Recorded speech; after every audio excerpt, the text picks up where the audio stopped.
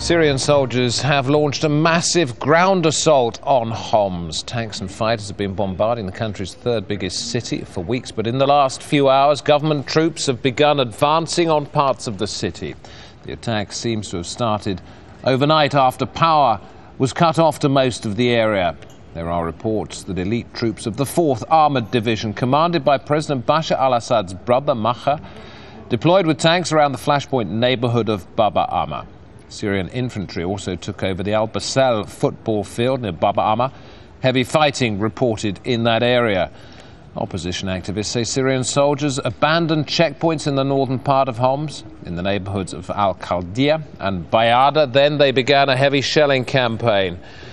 There's also been sporadic shelling of other opposition areas in and around Homs. It sounds a horrific situation for those who are left there. Let's talk to Hadi Abdullah, an activist from Homs. He's on the phone with me right now. Tell us first of all about your personal situation, and then we'll get into the bigger picture. What are you experiencing in Homs?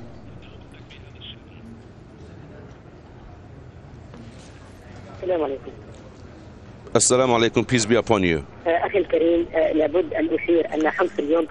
I need to say that Homs is now and today experiencing the worst crackdown from al-Assad battalions and al-Assad regimes, and every district and every residential area in Homs is being surrounded, and the military, the Syrian army, is using all the weapons, and we are really scared because we can safely say that these areas will be a target of severe shelling from the Syrian army, and this is the experience of the Homs people for more than 26 days in a row. And we need also to stress that the big problem in this area is that we don't have any electricity in all the Homs area, residential areas, no electricity at all,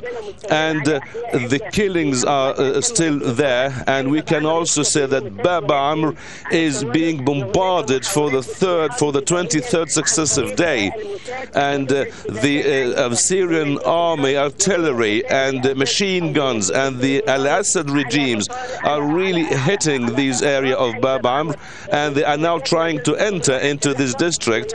And we need also to stress that the al-Assad regime and the Syrian army are now really trying to penetrate into these areas, and they are using the RPG, they are using the artillery of the caliber 72, and we are trying to evacuate the civilians from the Bab Amr district. And I've met with some families who succeeded in leaving this area, but we can say that there is now around 30 cases of people who are in complete and total coma. People have nothing to eat, people have nothing to drink for the time being. Let me ask you whether you've seen ground forces in your part of Homs. Are they visible?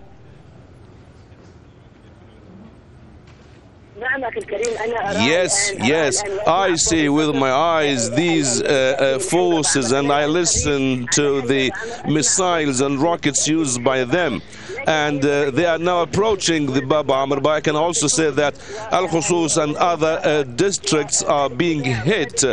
Bab Adre, Al-Halabiya, all the Bustani Diwan, all these areas are being hit by the Syrian army, and we can listen and to the sounds of big explosions that we cannot really determine where exactly and how much is, but it's big explosions all over the area and all over the place. And what about your personal situation, Hadi? Your family, I gather you're finding it very difficult to get in touch. I didn't see my family for the last 4 months, and I haven't eaten anything for the last 4 days. and all of us are having the same situation. I can only have some water and the bread, little bread that I can have every couple of hours. And some of the people who live there told me a couple of minutes ago that they are being targeted by several RPGs from the Syrian army. And until the moment, I know nothing about a house which was hit really by the army. And some of the residents told me that they have seen some rockets just hitting my house, and I don't know exactly what's happened inside this. What do you fear will happen to you personally and to your family now this has started?